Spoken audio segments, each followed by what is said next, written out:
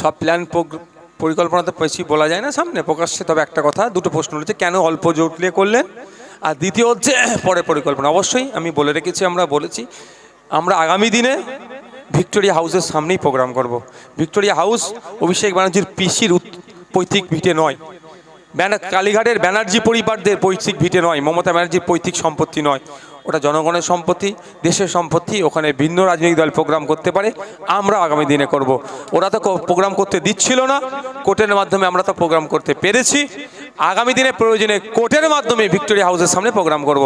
দ্বিতীয় হচ্ছে স্বল্প লোক নিয়ে কেন করেছি, দেখুন ব্যাপারটা হচ্ছে আমাদের অনেক কর্মী সমর্থক আছে, আমরা যেমন দলের উচ্চ নেতৃত্বদেরকে আবেগকে সম্মান দিই, ঠিক বুথ লেভেলের কর্মীদের আবেগকে আমরা উপেক্ষা করতে পারি না। সেই জন্য আমরা স্বল্প লোক নিয়ে করেছি। আরও বেশি কিছু আছে, পুলিশকে দিয়ে মমতা ব্যানার্জি একটা নোংরা খেলার চেষ্টা করেছিল। আমরা যদি হয়তো 999 জনই হয়তো গুনে নিয়ে আসলাম বা 500-700 আনলাম, এমনও তো ঘটনা ঘটেছে। আমি 42 দিন জেলে গিয়ে অনেক জ্ঞান অর্জন করেছি, এই জন্যই বললাম। ওই সময় মমতা ব্যানার্জির কিছু পুলিশের সাথে কথা বলেছিলাম আমরা, তারাও আমার সাথে গল্প করেছে যে অনেক সময় লোক হয় না প্রোগ্রামে, তাদেরকে সিভিল ড্রেসে ওখানে পাঠিয়ে দেয় ভিড় করানোর জন্য। যদি ওইটা আমার মাথায় ছিল, যদি আমাদের ভিড় করানোর জন্য হয়তো আমরা 500 লোক নিয়ে এসেছি, ওরা 700 পুলিশ ভরে দিয়ে এমনি অনেক ক্যামেরা লাগিয়েছিল ওরা, মানে যদি 700 ভরে দিয়ে 1200 দেখিয়ে আমাদের নামে আমরা কোর্টকে অবমাননা করছি, আবার কেস দিতে পারতো। কারণ সুতরাং ওদের ফাঁদে আমাদের পা দেওয়া যাবে না। সেজন্য আমরা কর্মীদের আবেগ এবং আরও কিছু বিষয় আছে, সবটা প্রকাশ করা যায় না, আরও কিছু হিডেন ব্যাপার ছিল, সেটাকে সামনে রেখে আমরা আমাদের মতো করে প্রোগ্রামটা করেছি। সময় কথা বলবে।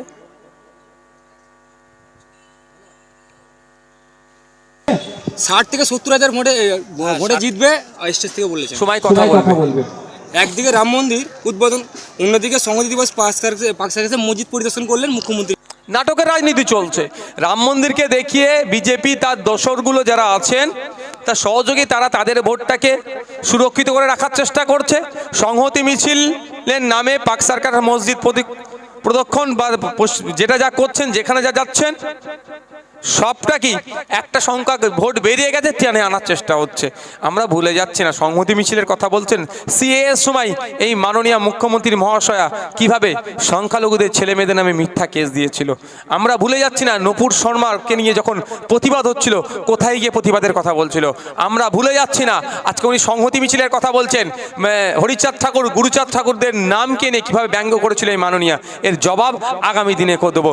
যতই তিনি সংহতি মিছিলের নামে নাটক করুক না কেন, গতকাল দেখেছেন তো চেয়ার ফাঁকা ছিল, যেখানে দলের সেক্রেটারি কেমন বক্তব্য দিচ্ছে, সেখানকার চেয়ার ফাঁকা আছে। এখানে বুঝিয়ে দিচ্ছে বাংলার মানুষ, তাদের দেখানো নাটকে ফাঁদে পা দেবে না বাংলার মানুষ।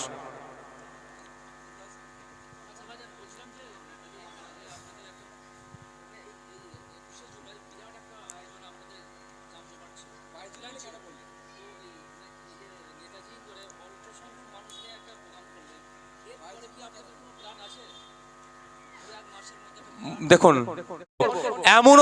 এমনও বুথ কেন্দ্র আপনারা দেখিয়ে দেব যেখানে আমাদের কোনো সময় আমাদের ঝান্ডা ওঠেনি, কিন্তু সাইলেন্ট ভোটার থাকার পরে সেই সমস্ত বুথগুলোতেও তৃণমূল এবং বিজেপিকে পরাস্ত করে প্রথমে আমরা থাকবো, বুথ ভিত্তিক আমরা সেখানেও জিতবো। এক কথায় সাইলেন্ট ভোটার এবারে আমাদের প্রচুর আছে, সাইলেন্ট ভোটারই কাজ করবে। ঠিক সুইপটা 2011 সালে যে ধরনের সাইলেন্ট ভোটার একটা সরকারকে পরিবর্তন করেছিল, 2024-এ সরকার পরিবর্তনের ইঙ্গিত 2024 দেবে, 2026-এ সরকার পরিবর্তন করবে এই সাইলেন্ট ভোটাররাই। দেখুন, ওটা সময়ে বলবো, প্রেস কনফারেন্স করে আমাদের পার্টির পক্ষ থেকে জানাবে। তবে একাধিক আসনে দেব। তবে এটাও সাথে সাথে বলি, ওই হাসির খোরা খাওয়ার জন্য দেব না। জামানত জব্দ হয়ে যাবে ও কাজ আমরা করব না। যেখানে রীতিমতো লড়াই দিতে পারবো, আমাদের সংগঠন যেখানে শক্তিশালী আছে, সেই সমস্ত জায়গাগুলোতেই আমরা প্রার্থী দেব। দেখুন, আমি আবারও বলছি, মন্দিরে গিয়ে ফিতে কাটা, মসজিদে মাজারে গিয়ে চাদর চড়ানোর মানে সম্প্রীতি নয়। আমাদের দেখার দায়িত্ব, আমি মনে করি সম্প্রীতি ওটাই যেটা ভিন্ন ধর্মবর্ণের মানুষেরা যারা ধর্মের স্থানে যাচ্ছে, পূজা অর্চনা, নামাজ, রোজা যা যা করছে, তাতে না কোনোভাবে সমস্যাকে অপশক্তি করতে পারে, সেটাকে রক্ষার প্রথমই কাজ আমি মনে করি যারা মন্দির মসজিদে গিয়ে, নামটা কি, মাজারে গিয়ে চাদর চড়াচ্ছেন, তার থেকে বড় কাজ হচ্ছে এটাই যে এটাকে রক্ষা করা। এটাকেই আমি মনে করি সম্প্রীতি।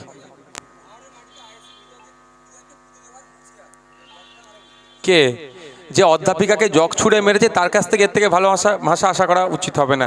আর তাকে কে সাই দিচ্ছে, তার কথাকে কে এগ্রি করছে, ন্যাশনাল হিউম্যান রাইটস কমিশন ঘোষিত সার্টিফাইড যিনি নটোরিয়াস ক্রিমিনাল, সুতরাং তাদের কথা কম বললেই চলে। তবে আগামী দিনে আইনের মাধ্যমে কে কোথায় থাকবে, কে শ্রীঘরে থাকবে, কে বাইরে থাকবে কথা হবে। কেউ শালার ছেলেকে, কেউ শালির ছেলেকে, কেউ শ্বশুরবাড়ি আত্মীয়, কে হাড়োয়াতে কাকে কত চাকরি দিয়েছে, ফেক চাকরি, কে কারে মেয়েকে কোথায় চাকরি দিয়েছে, সে লিস্টও আমাদের তৈরি হচ্ছে, আগামী দিনে আইনের মাধ্যমে বুঝে নেওয়া হবে। হ্যাঁ, আমার তো স্বল্প বয়স, তো কী হচ্ছে, ওনার ছেলের বয়সী আমি, তো ছেলের বয়সী আমি হিসাব করলে হয়তো ওনার ছেলের থেকেও আমি ছোট। তো কথা হচ্ছে রাজনীতির ময়দানে কে পাকা চুল কাঁচা চুল কথা হবে না, এথিক্স নিয়ে কথা চলবে। উনি কি এথিক্সের মধ্যে আছে?